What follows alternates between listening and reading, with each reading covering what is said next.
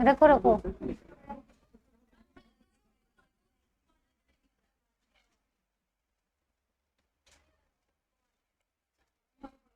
अभी तो स्टार्ट किया।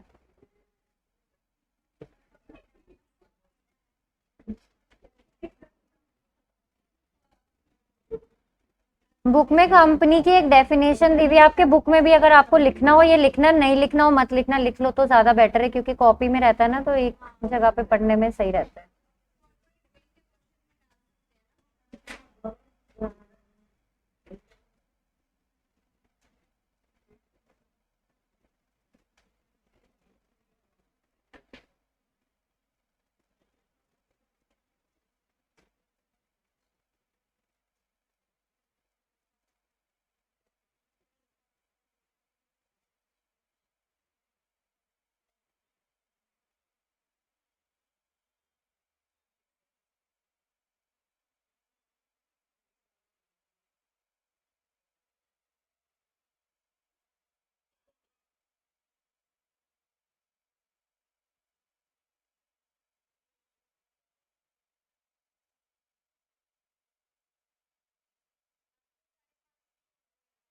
मैं शायद उससे पहले भी छोड़ दूं, पता नहीं मुझे फीवरिश लग।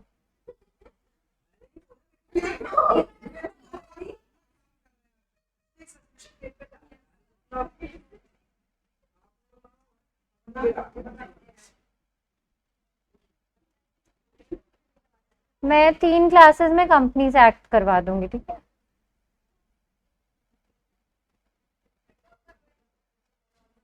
क्या? हाँ मतलब 3rd क्लास सैटरडे। मैं टेस्ट ले रही हूँ, उस दिन मैं आ नहीं पाऊंगी। हाँ क्लास के टाइम पे होगा, सैटरडे में आ नहीं पाऊंगी। नहीं मैं इस नहीं आ पाऊंगी।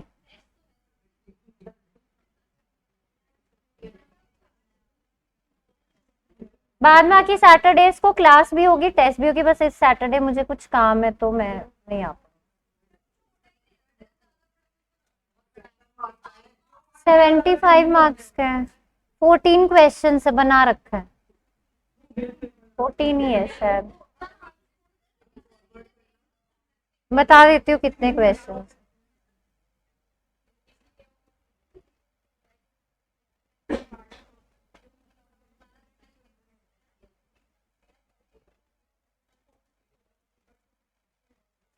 डेढ़ घंटे का टाइम दूंगी। चलो 3 तो एक बार सपने में भी नहीं बोला होगा मैंने, 14 क्वेश्चन है। ए बी सी करके भी है। नहीं नहीं, A B C means subdivision. हाँ 2 घंटे में हो जाएगा।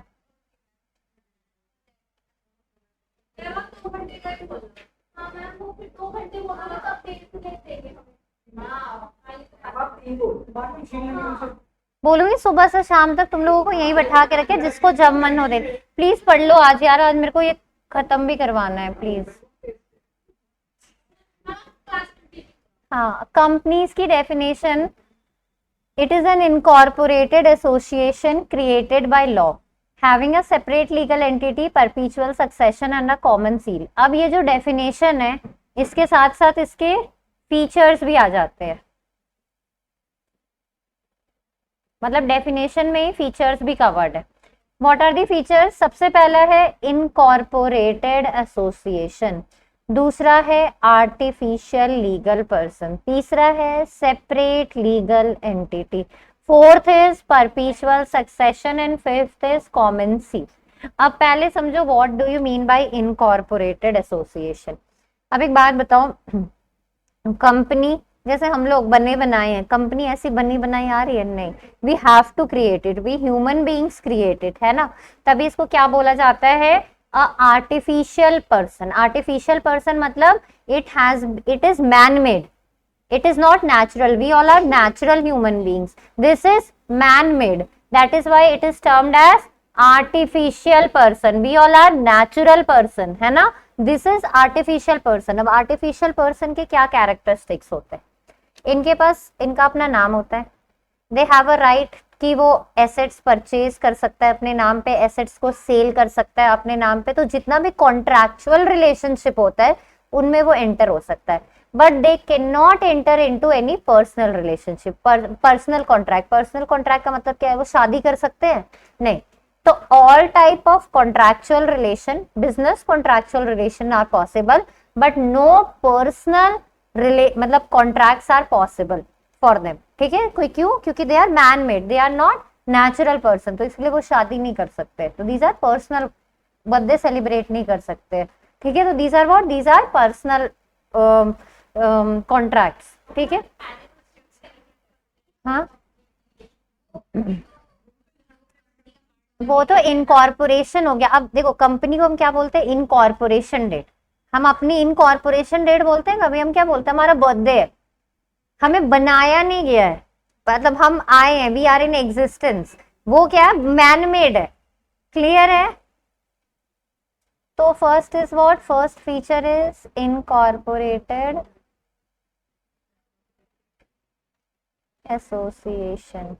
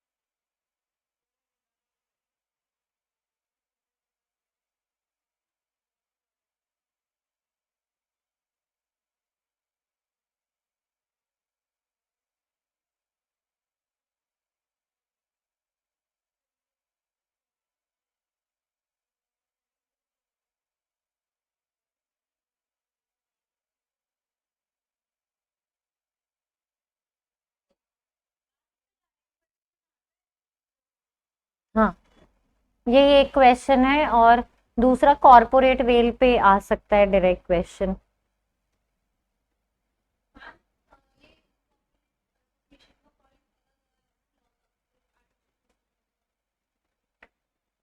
क्या नहीं, इनकॉर्पोरेटेड या आर्टिफिशियल पर्सन, दोनों, अगर दोनों में से कुछ भी लिखना हो यू कैन राइट. ठीक है?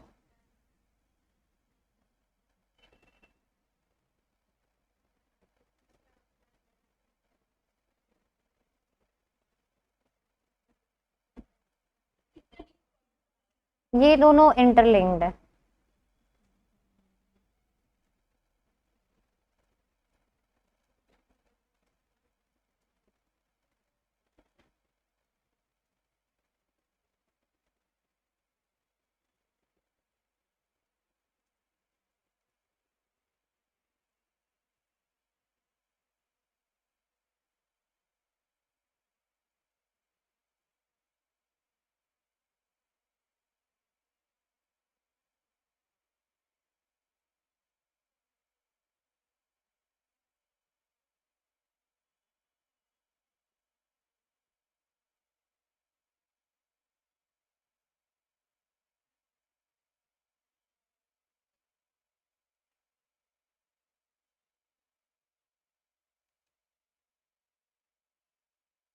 लिख लिया?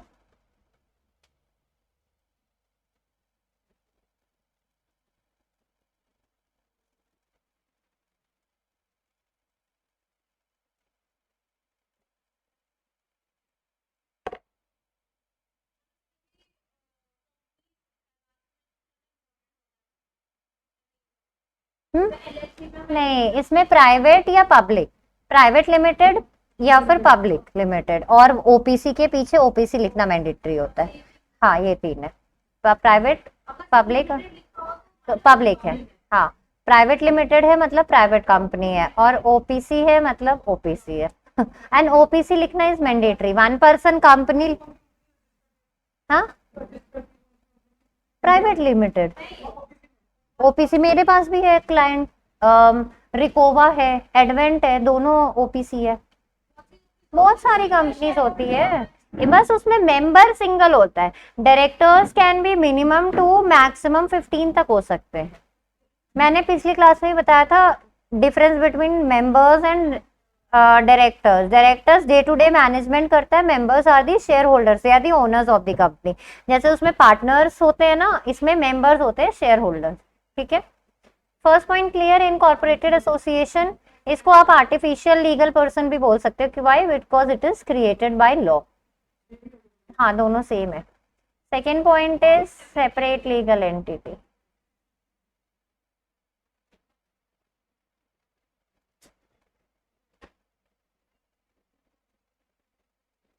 What do you mean by separate legal entity?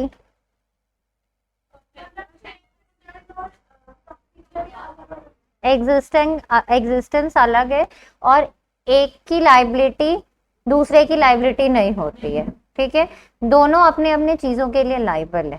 Fine, पर अभी हम आगे कॉर्पोरेट वेल का जब टॉपिक पढ़ेंगे तब कुछ ऐसे पॉइंट्स आएंगे जिसमें मेंबर्स और कंपनी की लाइबिलिटी सेम हो जाती है। ठीक है, कि अगर क्योंकि मतलब मेजर मेंबर्स की लाइबिलिटी हो जाती है, क्योंकि कंपनी तो आर्टिफिशियल लीगल पर्सन है।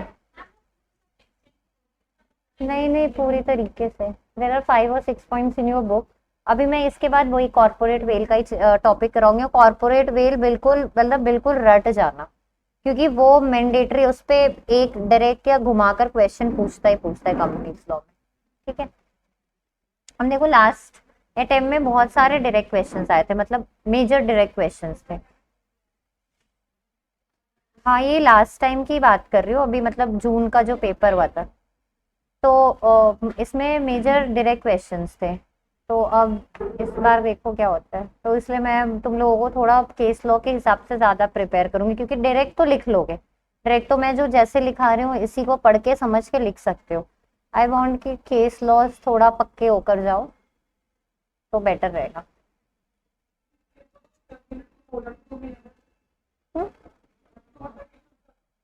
चैप्टर 2 में, हाँ, इंडियन कॉन्ट्रैक्ट एक्ट में, हाँ, इसमें नहीं।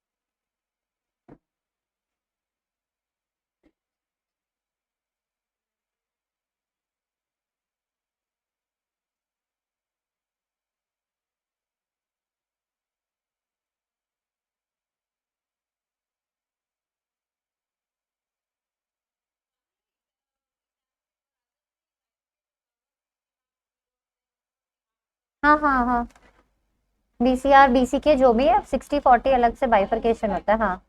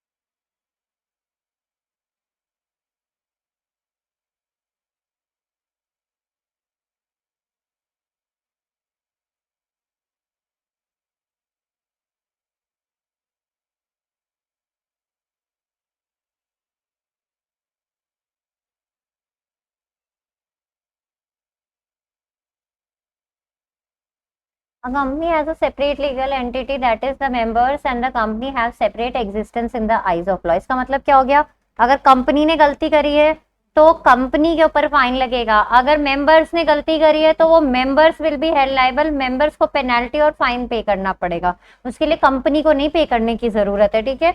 अब इसीलिए company can not be held liable for the acts of the members and vice versa, vice versa मतलब जस्ट उल्टा कि in the on the other hand members can not be held liable for the acts of the company. तो company members के लिए liable नहीं है, members company के लिए लायबल नहीं है, दोनों की सेपरेट एग्जिस्टेंस है। इसीलिए मेंबर्स क्या एंजॉय करता है, लिमिटेड लाइबिलिटी। लिमिटेड लाइबिलिटी का मतलब क्या हो गया, उनके पर्सनल एसेट्स अटैच नहीं है in paying off the liabilities. Clear है। Third is perpetual succession. Perpetual succession का मतलब क्या हो गया,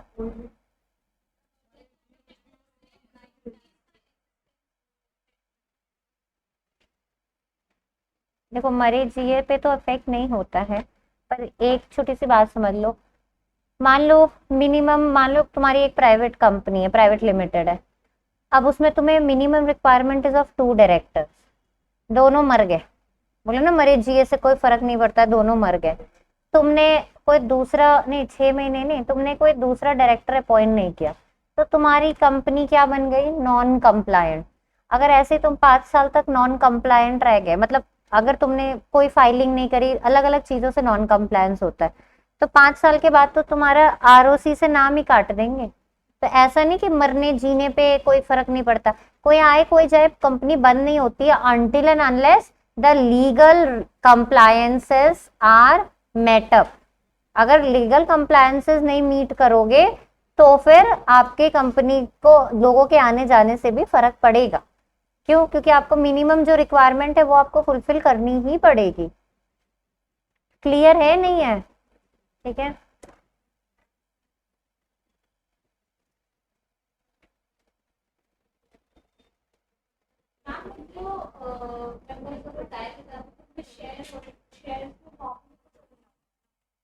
हाँ मेंबर्स डायरेक्टर्स, हाँ मेंबर्स, हाँ मैं डायरेक्टर की बात कर रही थी, मेंबर की तो बात ही नहीं करी, मैं डायरेक्टर की बात करी। अगर डायरेक्टर शेयर होल्डर नहीं है, ठीक है, बस डायरेक्टर है, क्योंकि दे आर रिस्पॉन्सिबल। अब जरूरी तो नहीं कि जो मेंबर होगा वो डायरेक्टर होगा ही होगा, या जो डायरेक्टर है वो मेंबर होगा ही होगा।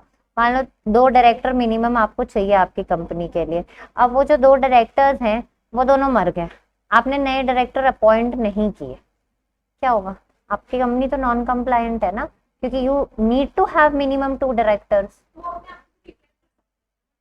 कौन देखी,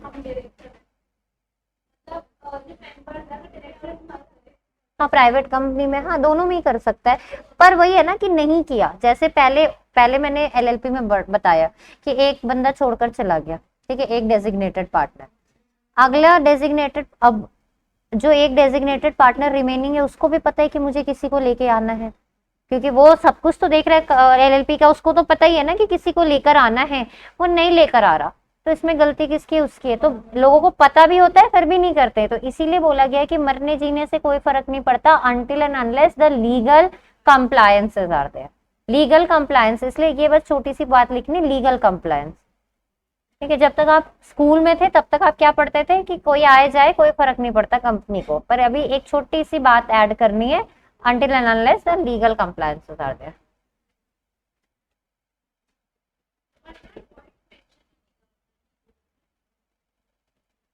लिखो ना, तो तुम्हें ज्यादा मार्क्स चाहिए ना दूसरे बच्चों से।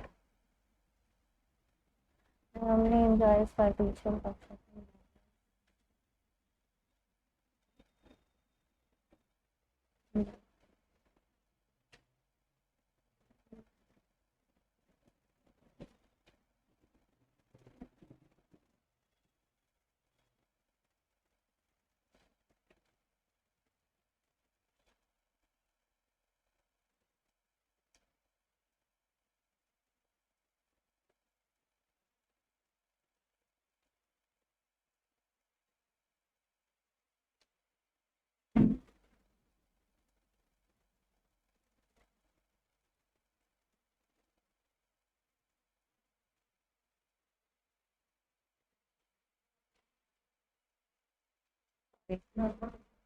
person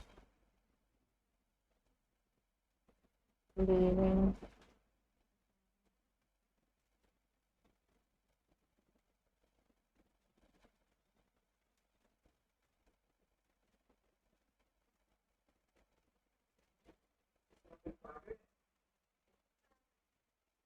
Imparted, impacted with the death or any person leaving the firm to the extent the legal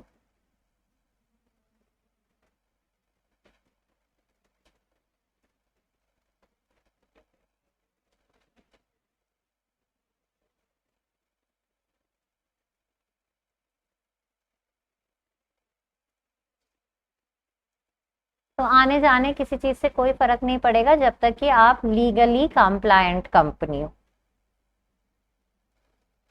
अब वो लीगली कंप्लायंट कंपनी बहुत सारे पॉइंट्स होते हैं जो आपको इंटर में पढ़ने हैं, अभी कुछ भी नहीं पढ़ना, क्यों दिमाग लगाओगे।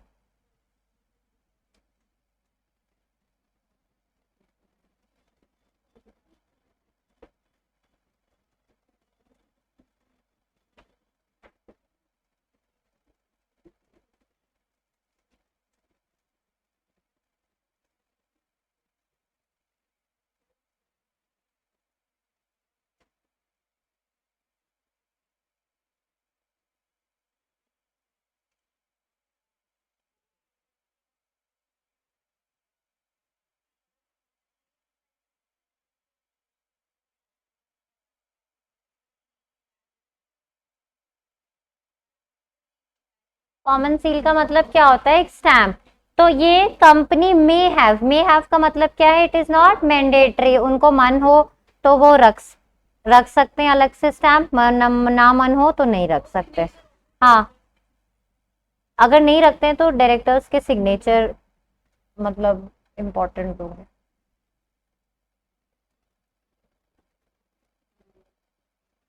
हो गया।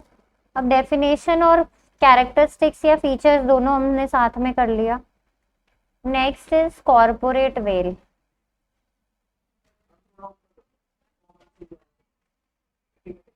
क्या हो गया?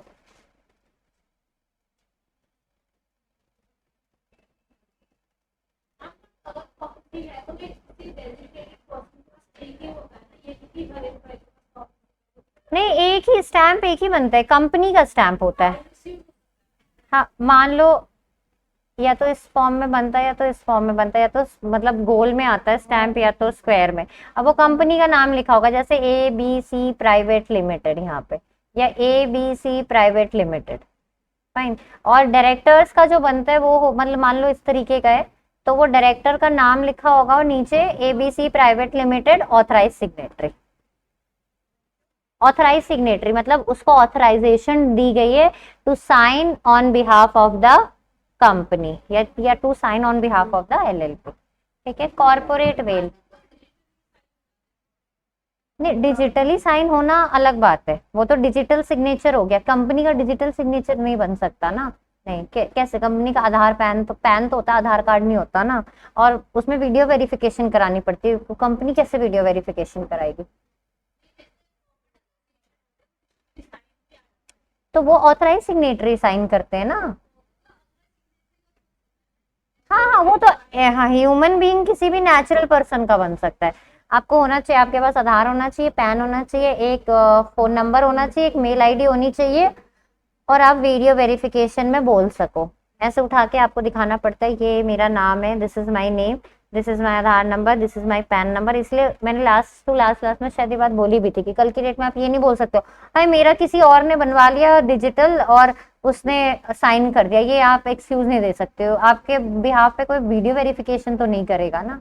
और जब तक मैच नहीं होगा आपका वीडियो वेरिफिकेशन फेल भी हो जाता है। ऐसा नहीं है कि कंप्यूटराइज है, जिसने किया अपलोड हो गया। ठीक है। Next is corporate veil. अब थोड़ा सा समझो, वेल का मतलब क्या होता है? पर्दा। ठीक है। तो अब क्या कहा जाता है कि जो कंपनी है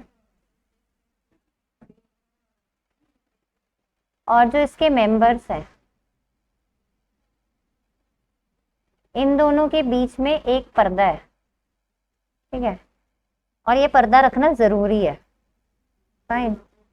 हाँ, तो ये पर्दा रखना जरूरी है। अब पर्दा क्या है और पर्दा क्यों रखना जरूरी है? पर्दा इसलिए है क्योंकि both are separate legal entity, कि भाई मेंबर्स के जो भी एक्ट्स होंगे या एक्शंस होंगे, the company will not be held liable for the acts और actions of the company. In the same way members will not be held liable for the acts or actions of the company. एक ही बात बोल दी क्या मैंने बोला sorry, मैंने बोला members will not be held liable for the acts and actions of the company and the company will not be held liable for the acts and actions of the members. अब एक छोटे से case law से इसको समझो। एक बंदा है सैलमन, ठीक है, किसी को मैंने पढ़ने बोला तो कह रहा है वो बंदा था ना सलमान, किसी ने क्लास में बोला है मुझे, क्या मिस कर दिया? अरे इसी से तो समझा रही हूँ, कॉर्पोरेट वेल, कुछ नहीं मिस किया, सब पढ़ाऊंगी। अब ये जो सैलमन है इसने एक लिमिटेड कंपनी बनाई, लिमिटेड मतलब पब्लिक कंपनी। इसने अपनी एक वाइफ, सच चार पांच है, 4 बेटे और 2 बेटियां है ना, 4 4 2 6 नहीं, 3 बेटे 2 बेटियां हैं। अच्छा 4 सन 1 डॉटर।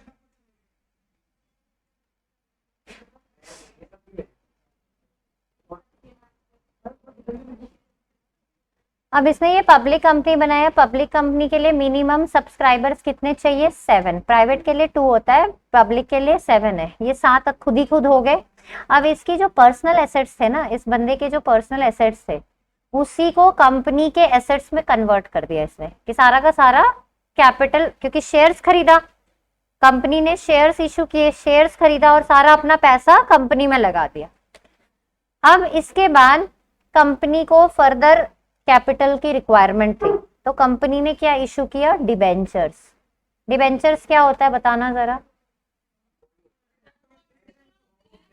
एक तरीके से लोन रेस किया, हाँ लोन रेस किया in the form of debentures. अब डिबेंचर्स इसने भी ले लिए, इसने भी कुछ डिबेंचर्स को लिया, बाद बाकी और दूसरे क्रेडिटर्स ने भी लिया, ठीक है। अब कल की डेट में जो कंपनी थी वो लिक्विडेट हो गई, लिक्विडेट मतलब दिवालिया निकल गया कंपनी का, इंसॉल्वेंट हो गई कंपनी। तो सबसे पहले जो पैसे होते हैं वो किसको जाते हैं? सिक्योर्ड को, मतलब जो भी सिक्योर्ड होल्डर्स होते हैं उनको जाते हैं, and he was a secured debenture holder as well. तो ये सबसे पहले खुद ही पैसे लेने लगा। तो बाद बाकी जो और क्रेडिटर्स थे, अनसिक्योर्ड क्रेडिटर्स, वो आए, वो बोले अरे ये तो ओनर है कंपनी का, ओनर तो सबसे बाद में लेगा पैसे। तो कह रहा है ओनर तो ये सारे हैं, मैं तो ओनर के साथ साथ डिबेंचर होल्डर भी हूँ, तो बीइंग अ डिबेंचर होल्डर मेरे पास तो राइट है, मुझे जो भी डिबेंचर्स के थ्रू मुझे पैसे आएंगे वो मुझे लेने का राइट है, मैं क्यों ना लूं। तो सबने इसको इसके अगेंस्ट में केस फाइल कर दिया, बोला कि कंपनी तो इसी की है। हाँ, बाद में की जो कंपनी अब क्रेडिटर्स थे उसने सैलमन के अगेंस्ट में केस फाइल कर दिया कि कंपनी तो यार तुम्हारी है, तो तुम पहले पैसे कैसे ले सकते हो। तो कोर्ट ने बोला कि भाई these two are separate legal entity, ठीक है। कंपनी एक अलग एंटिटी है, उसके मेंबर्स अलग एंटिटी है। अगर मेंबर्स ओनर है पर अगर कोई भी लाइबिलिटी है तो वो कंपनी की अलग होगी, मेंबर्स की अलग होगी। एंड ये ओनर है इन वन हैंड, दूसरे तरफ ये क्या है? सिक्योर्ड डिबेंचर होल्डर भी। तो in that case he has a right to be repaid first. Owner का कैपिटल इसको नहीं मिलेगा, पर जो डिबेंचर होल्डर बन के इसको जो भी पैसे मिलने थे, he has a right to claim that money. Clear है? पक्का? एक बार क्विकली ये वाला केस लॉग रीड कर लोगे? मतलब बीच बीच में एक आधे के पास बुक तो होगी ना, नहीं तो कोई फोन पे खोल लो यार, जल्दी एक बार क्विकली रीड कर लो।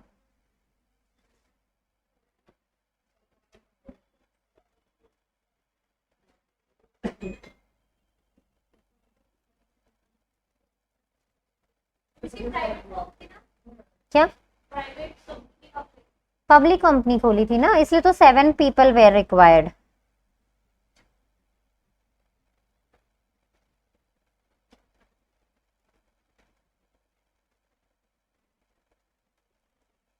इसमें है क्या लॉ का मॉड्यूल?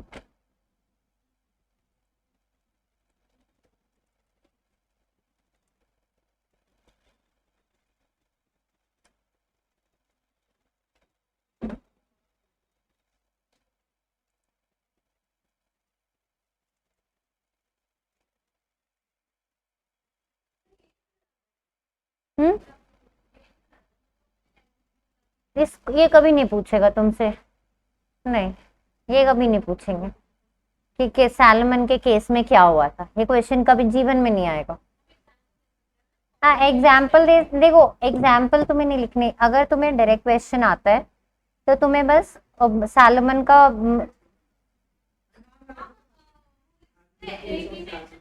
हाँ वो वैसे, और रेफरेंस में सैलमन का केस ला, हाँ हाँ हाँ, ये केस लॉ का रेफरेंस दे सकते हो।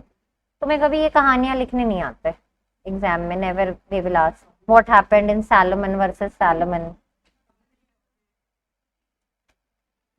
लिख लिया, मतलब पढ़ लिया, सॉरी, कोई दिक्कत नहीं आता। एक बार लिखो कॉर्पोरेट वेल।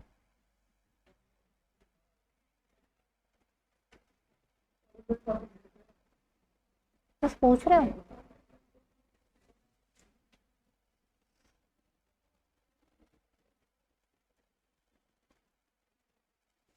मैंने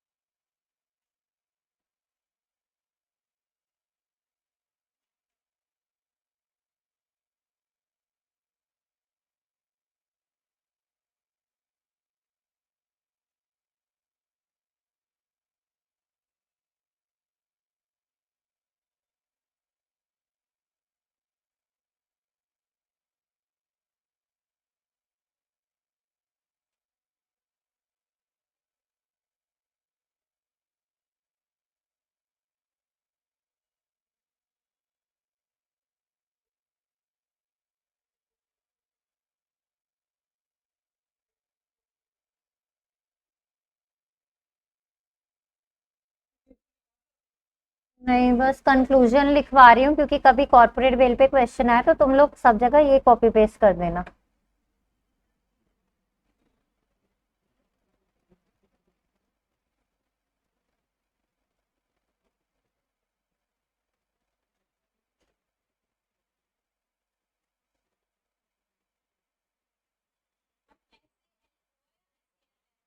SALMON है सालमन। SALOMON है, हाँ तो वही होगा मेरे को। The given case it was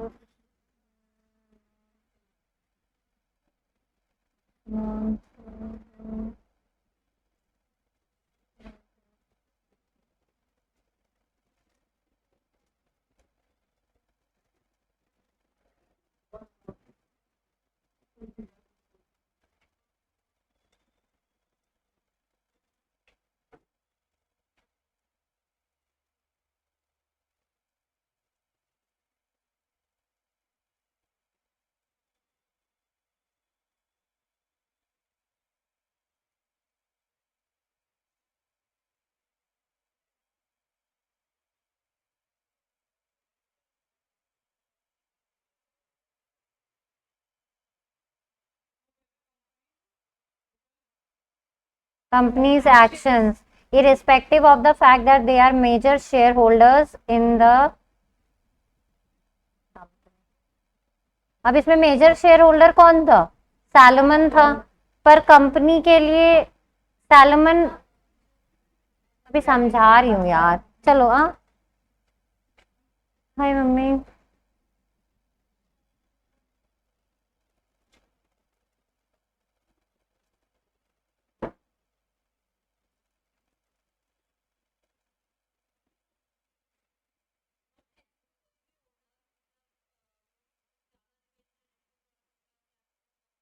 अभी आगे पढ़ा रही हूँ ना कि there are certain circumstances in which the court orders to lift that corporate well.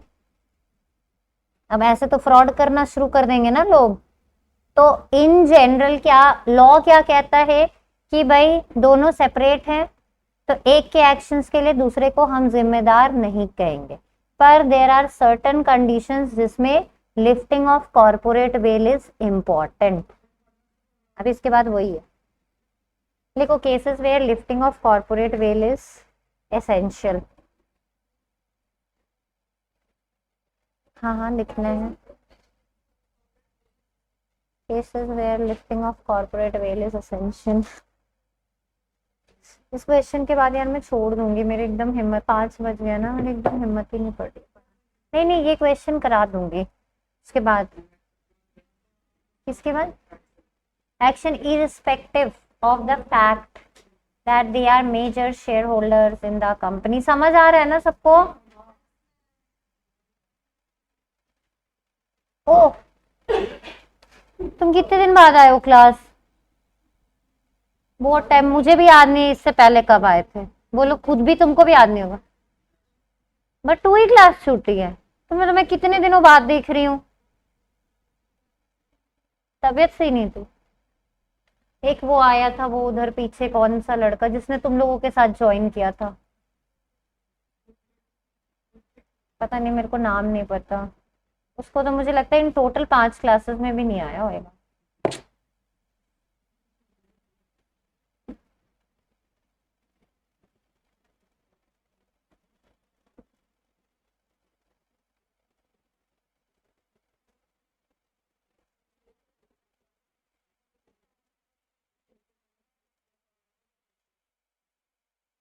What do you mean by tax evasion? Tax की चोरी करना। अब मेजर सोर्स ऑफ इनकम या major source of revenue for the government is tax, जो tax आता है। अब company क्या कर रही है? हाँ,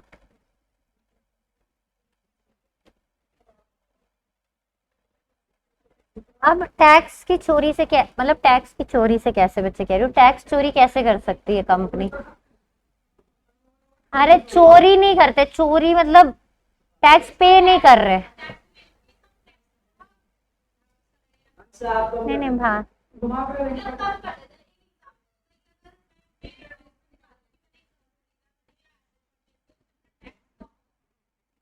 कंपनी ऐसे बैठ के घर नहीं खरीद सकती है। हाँ, अब मैं बोल लूं 2 मिनट, सब बहुत इंटेलिजेंट हो सारे। अब देखो, टैक्स इवेजन, मान लो एक कंपनी बनाई आपने, ठीक है, ये दोनों ने मिलके कंपनी बनाई। अब इनको फ्रॉड करने का ही दिमाग में बैठा रहता है दोनों को। तो अब दोनों ने क्या सोचा कि भाई इस साल हमने बहुत प्रॉफिट कमाया है, हमने बहुत प्रॉफिट कमाया है, अब इतना टैक्स कौन भरेगा? क्योंकि टैक्स भरने में तो सबको रोना आता है ना। तो अब आप क्या करोगे? और ये रियलिटी में होता है, मतलब ये मार्केट में ये चीज होती है। अभी दिसंबर से लेकर मार्च तक अभी यही काम होगा, सारे सीए और सीएस यही काम करेंगे, बहुत, हाँ, एक्सपेंस बढ़ाने में। वो फेक बिलिंग करते हैं। अब वो क्या होता है कि मान लो तुम दोनों की कंपनी है, अब तुम्हें प्रॉफिट तो तुमने कमा लिया, अब वो प्रॉफिट घटाओगे कैसे? खर्चा दिखा के। अब बहुत सारे ऐसे थोड़े बैठ के खर्चा दिखाओगे, अब मैंने बर्गर खाया, मैंने पिज्जा खाया, ये सब कब खर्चा नहीं। खर्चा आप कैसे बनाओगे? मान लो अगर तुम्हारी सॉफ्टवेयर की कंपनी है, तुम्हारी कंपनी में क्या चीजों की रिक्वायरमेंट हो सकती है? तुमने कोई सॉफ्टवेयर बाहर से परचेज किया, तुमने लैपटॉप्स खरीदा, तुमने हाँ, वो सब कुछ। अब तुम एक्चुअल में तो नहीं खरीद रहे हो, पर तुम क्या कर रहे हो? मार्केट से, मान लो तुम आए, मेरी एक लैपटॉप की दुकान है, तुमने मुझे बोला कि मैम मुझे ना बिल्स दे दो। अब फेक बिल दे दो। अब मैं क्या करूंगी, मान लो तुमने मुझसे बोला कि मैम मुझे 10 लाख रुपए का बिल दे दो। अब मार्केट में तुम्हें क्या करना पड़ता है, वो 10 लाख का सामान खरीदना पड़ता। अभी तुम क्या कर रहे हो, बस अपने बुक्स में दिखा रहे हो कि तुम्हारा 10 लाख का खर्चा है, तुमने मेरे अकाउंट में 10 लाख रुपए डाले, ठीक है, मैं उस पैसा कैश निकाल लूंगी, फिर वापस मैं तुम्हें कर दूंगी, पर मैं 10 लाख नहीं दूंगी, मैं कुछ अपना कमीशन काट लूंगी। भाई मैंने अपने अकाउंट में पैसे लिए, मैं कुछ तो कमीशन काटूंगी। मैंने मान लो 9.5 लाख रुपए तुम्हें वापस कर दिया, 50,000 रुपए मेरी फ्री की इनकम हो गई। तो ऐसे क्या करती कंपनीज, एक्चुअल में ऐसा काम करती है, सारे के सारे खर्चे बुक करती है टू डू दिस टैक्स की चोरी। तो अब अगर किसी के ऊपर डाउट है इनकम टैक्स डिपार्टमेंट को, तो फिर नोटिस जाता है कि भाई आप दिखाओ क्या खरीदा है आपने, क्यों। अब एक बात बताओ, या फिर देखो आपके एम्प्लॉयज नहीं है, आप मान लो आप दोनों ही बहुत टैलेंटेड बंदे हो, आप दोनों ही काम करते हो, आप खर्चा बनाने के लिए क्या करोगे, 10 एम्प्लॉय दिखा दोगे, 10 लोगों के अकाउंट में पैसे डालते रहोगे, ये आपकी सैलरी है। तो जो अनयूजुअल ट्रांजेक्शन होंगे ना, अब सैलरी है तो हमेशा से सैलरी जाएगी ना, ऐसा थोड़े एक 6 महीने सैलरी गई उसके बाद 10 के 10 को निकाल दिया, 10 काम नहीं कर रहे थे 10 को निकाल दिया। तो ये नहीं, क्वेश्चन पूछेंगे, अगर आपके पास एक्सप्लेनेशन होगा वेल एंड गुड, अगर आपके पास एक्सप्लेनेशन नहीं है तो फिर पे करो, फिर तो टैक्स नोटिस आएगा, आपको पे करना पड़ेगा, उसके बाद जो पेनल्टी बनेगी बनेगी, पेनल्टी बनेगी प्लस आपको जो टैक्स बन रहा होगा वो भी पे करना पड़ेगा। इट डिपेंड्स, वो इनकम, आप इनकम कैसे कम दिखाओगे।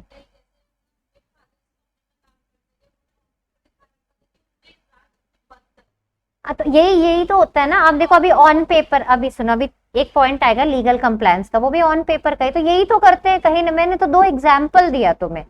तो इनकम कम करने का तुम कोई भी तरीका कर सकती हो, तो वो ऑन पेपर शेल कंपनी बनाते हैं लोग। हाँ, वो जैसे ना, हाँ, मतलब एक्चुअल में वो एग्जिस्टेंस में नहीं होती है।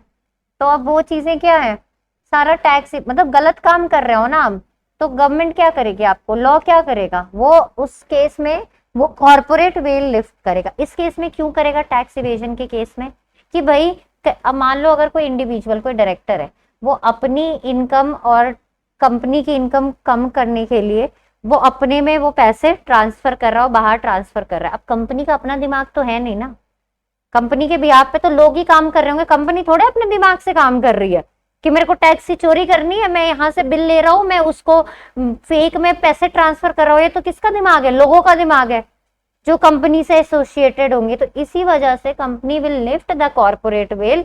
और अगर लॉ को लगेगा कि भैया दोनों, मतलब वो बंदे गलत कर रहे हैं, तो उस केस में that person will also be held liable. Clear है, पक्का। क्या हो गया, यहाँ भी मैसेज कर लेती, हाँ चलो लिखो।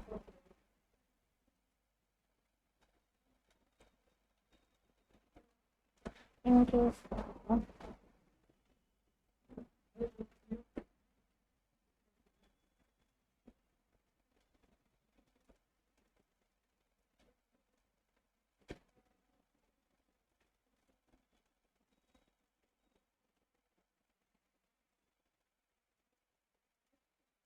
ऐसा नहीं लिखा, इससे पहले तो गवर्नमेंट का लिख लो। कोई नहीं, थोड़ी सी कॉपी गंदी हो गई।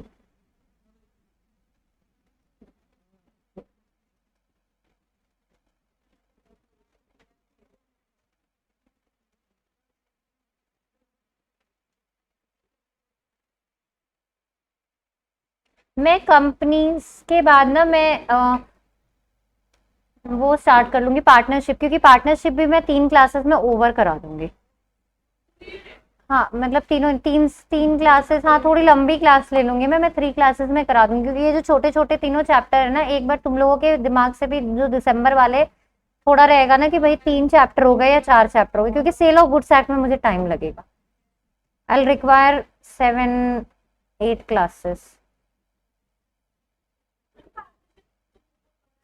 मैं 3 से 4 क्लास में करा दूंगी, तुम टेंशन नहीं लो। थोड़ी लंबी, मतलब वही 3 से 5.5 वाली मैं 3 क्लास में। यूनिट 4 क्या नहीं कंप्लीट करा, अच्छा एक पॉइंट रह रहा है ना, वो मैं करवा दूंगी, वो ध्यान है मुझे। तुम लोगों का तो अभी, तुम तो जून वाली हो ना, तुम अभी बैठो आराम से, अभी तुम्हारे 3 यूनिट भी नहीं हुए हैं। Taxes are the major. उसके बाद तुम्हारे 3 यूनिट भी हैं। हाँ वो पता है, रेसिप्रोकल प्रोमिसेस का एक पॉइंट। हाँ ये करा रही हूँ, टैक्सेस आर द मेजर।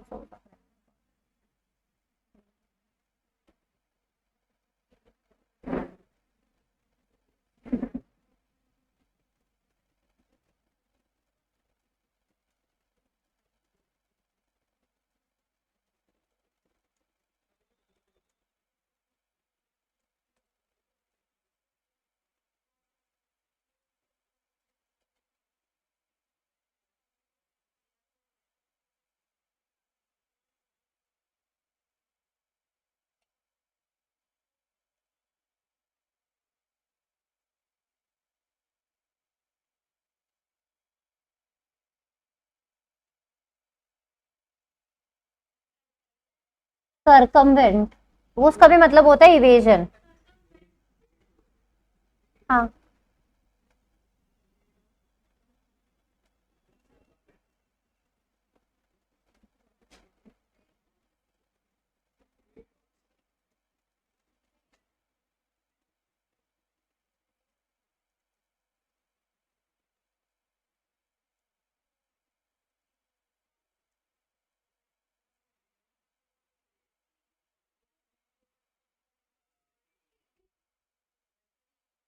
एक बार बुक में स्पेलिंग चेक कर लेना प्लीज, सरकमवेंट ही है शायद। लाइफ, अच्छा लिफ्ट, सॉरी सॉरी। सही है। इसमें ना 3 केस लॉस के नाम दिए होंगे। एक डिनशॉ वर्सेस डिनशॉ मैकेंजी पेटेट, ठीक है। इनमें से तीनों में से कोई भी एक केस लॉ का नाम याद करके इसके नीचे लिख लो। कोई भी एक केस, बस केस लॉ का नाम याद करना है, क्योंकि केस लॉ में दी हुई वही चीज है जो मैंने यहाँ बोल दी। बस आपको कोई एक नेम याद रखना है, क्योंकि अगर ये डायरेक्ट क्वेश्चन में आता है तो you have to write the name of the case law as well. तो आपको तीनों में से जो भी केस लॉ का नाम अच्छे से याद हो जाए तो वो लिख लो।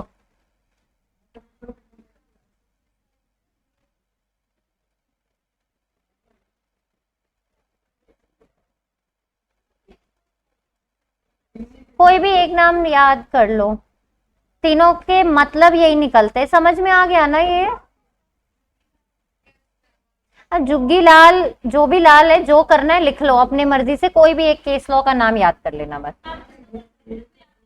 नहीं नहीं, कंक्लूजन यही हो गया ना, to decide the real owner. The corporate will be lifted to decide the real owner.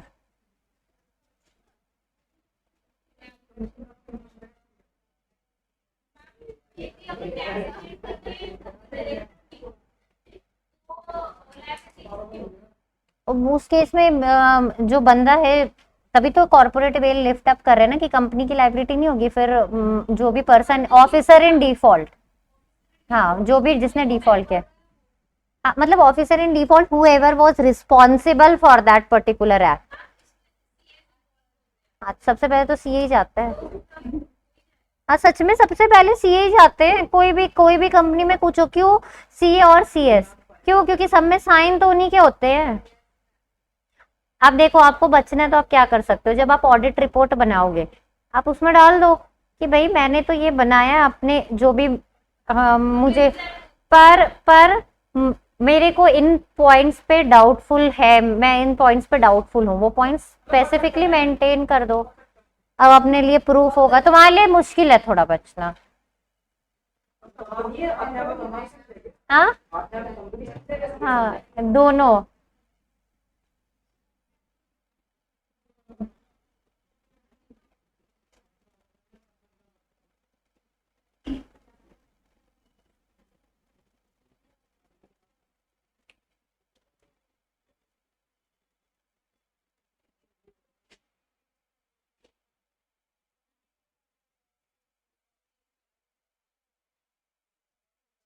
अब देखो कैरेक्टर में क्या आ गया, मतलब द कंपनी इज और इट्स योर एनिमी। अब ये मेरा एनिमी या मेरा दोस्त या दुश्मन नहीं है। यहाँ पे एनिमी और दोस्त का सिग्निफिकेंस किसके साथ है? इन द पब्लिक इंटरेस्ट, क्योंकि गवर्नमेंट किसके लिए काम करती है? For the public. अब मान लो तुमने एक कंपनी बना ली, उसमें तुम क्या कर रहे हो? टेरर फंडिंग कर रहे हो या फिर आर्म्स डीलिंग कर रहे हो। तुम्हारे लिए अच्छा काम है, तुम ड्रग्स सप्लाई कर रहे हो। हाँ, तो वो सब क्या है? These are against the public policy, public के नुकसान की चीजें है ना। हाँ, तो अब अगर कोई कभी भी लगता है, अब देखो कंपनी अपने दिमाग से तो गलत काम नहीं करेगी, किसी ना किसी ऑफिसर का काम होगा, किसी ना किसी नेचुरल पर्सन का काम होगा ना। तो in that case the court will direct या court will order to lift the corporate veil in order to know who is behind this particular scam. मतलब जो भी गलत काम है, स्कैम नहीं, जो भी गलत काम है, ठीक है। इसमें भी शायद केस का नाम होगा एक।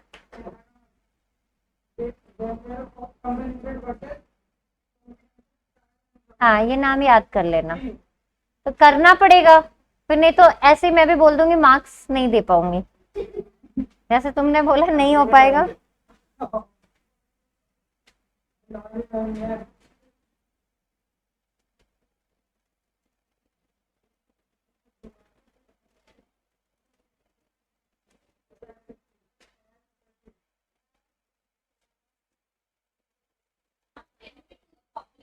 हाँ, पब्लिक।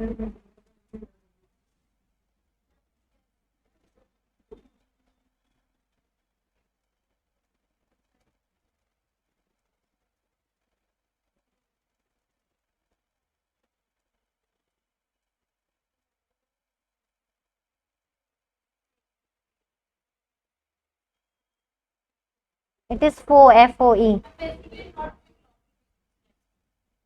कुछ भी which is against the public and which is illegal.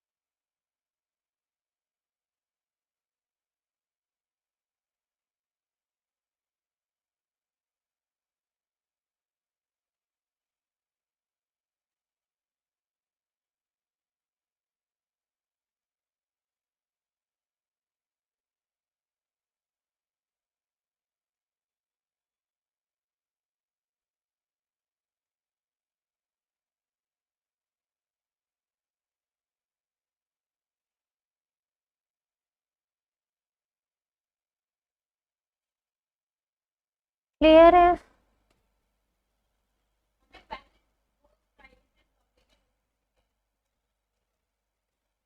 हाँ, किसी भी type of company, any type of company.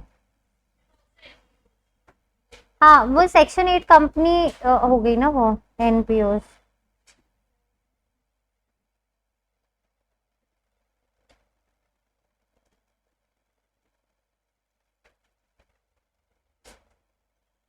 यहाँ तक कोई भी डाउट है? अब देखो, अगर कोई कंपनी बनी है, ठीक है,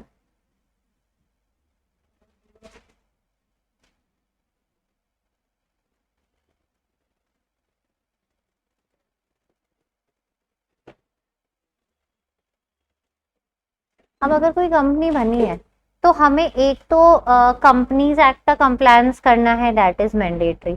apart from companies act, say for example income tax act का कंप्लायंस करना, अगर आपको आप टैक्स ब्रैकेट में फॉल करते हो, आपको इनकम टैक्स की कंप्लायंस करनी है। अगर आपने जीएसटी ले रखा है, आपको जीएसटी की कंप्लायंस करनी है। अगर से फॉर एग्जांपल आपने लेबरर्स एम्प्लॉय कर रखे हैं, तो आपको क्या करना होगा, फैक्ट्रीज एक्ट का भी कंप्लायंस करना पड़ेगा। उनको वेजेस देने हैं तो वेजेस एक्ट का कंप्लायंस करना होगा। बोनस देना है तो बोनस एक्ट का कंप्लायंस करना होगा।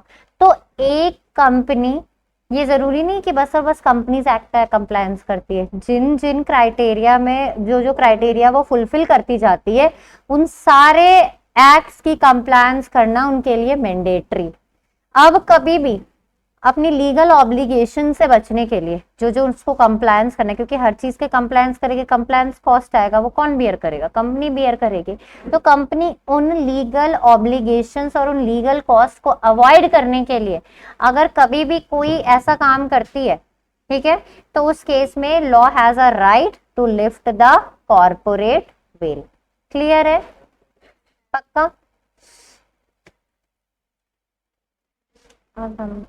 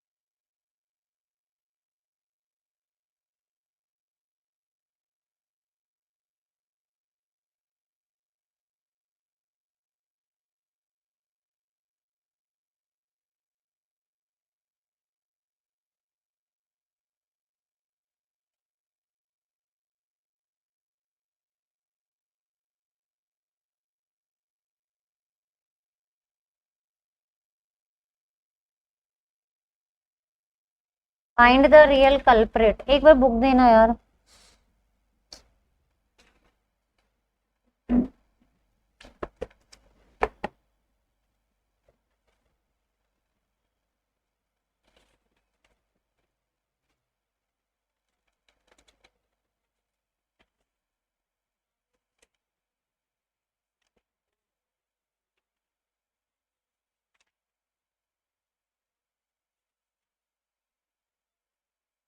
अच्छा, एक होमवर्क है, ये क्लासेस ऑफ कंपनीज है ना, you just have to read and come.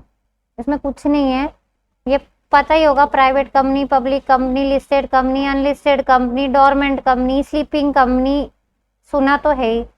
11th 12th में उस पे कौन, हाँ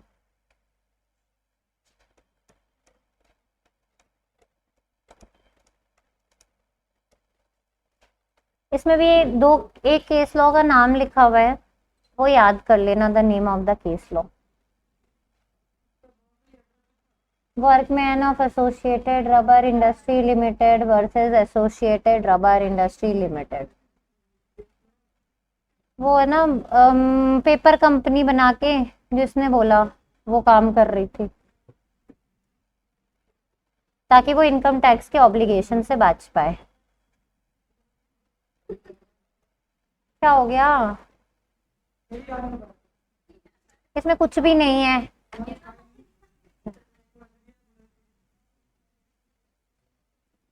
एक पॉइंट है, कंपनी फॉर्म्ड फॉर फ्रॉड और इम्प्रॉपर कंडक्ट और टू डिफीट लॉ, कि अगर कोई भी कंपनी फ्रॉड करने के लिए बनी है, फ्रॉड क्या होगा?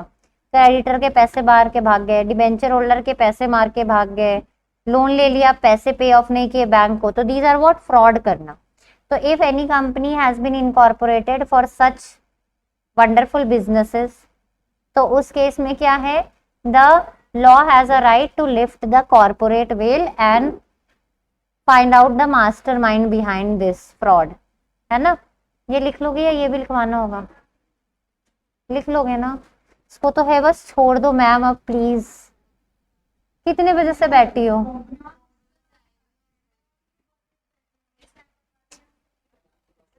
अच्छा एक सेकेंड है, और एक मिनट का टाइम लूंगी। Formation of subsidiaries to act as agents, इसमें एक केस लॉ है, एक बार जल्दी से वो केस लॉ रीड करो जरा। A transport company wanted to obtain license for its vehicles but could not do so if applied in its own name. तो उसने क्या किया? एक सब्सिडियरी कंपनी बनाई और उसके नाम पे पैसे ले रहा, उसके नाम पे लाइसेंस ले लिया।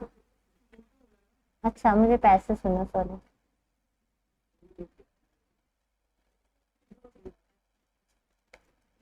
तो अगर आप एक कंपनी हो, ठीक है, अगर आपको मान लो से फॉर एग्जांपल आपने लोन का डिफॉल्ट कर रखा है पहले, आपको फिर से लोन मिलेगा नहीं, तो आपने क्या दिमाग लगाया? आपने अपनी एक ब्रांच ऑफिस खोल ली, ठीक है, उसके नाम पे आप या होल्डिंग कंपनी खोल ली, सब्सिडी कोई भी दूसरी कंपनी खोल ली, जिसका सारा होल्डिंग आपके पास ही है, और आप वहां से लोन लेना चाह रहे। अब लॉ क्या बोलता है कि दो अलग अलग कंपनी, दो अलग अलग सेपरेट लीगल एंटिटी है, दोनों की एंटिटीज तो डिफरेंट है ना, दोनों अलग अलग बनी है। पर इस केस में अगर कोई बंदा ऐसी काम करने के लिए दूसरी कंपनी, दूसरा सब्सिडियरी कंपनी बनाती है, तो उस केस में क्या होगा? The court has a right to lift the corporate veil. Clear है? ये भी लिखवाइए, ये तो एक लाइन का ही इसको, ठीक है। अब बता तो दिया अभी फ्रॉड, फ्रॉड बता तो दिया अभी 2 मिनट पहले ही बताया, ये तो अलग सुख हो रही है। अब देखो classes, classes of companies under the act, ये एक बार प्लीज रीड करके आना। ये मैं लिखवाऊंगी नहीं क्योंकि ये बीएसटी में सबने पढ़ रखा होगा, पर मैं एक बार क्लास में समझा दूंगी सारे। हाँ? आप जो इम्पोर्टेंट है वही बताऊंगी कि जो तुम्हें लिखने लायक है। हम्म। Public company, private company, small company, holding, subsidiary, तो टाइप्स ऑफ कंपनी प्लीज परसों के लिए पढ़ के आना। 2 क्लासेस और लूंगी, ये तो करवा दूंगी। फिर उसके बाद वो जो पीछे बच्चे, एक बार इधर कोई एक बच्चा आओ जरा, ये सारे ही आओ एक बार।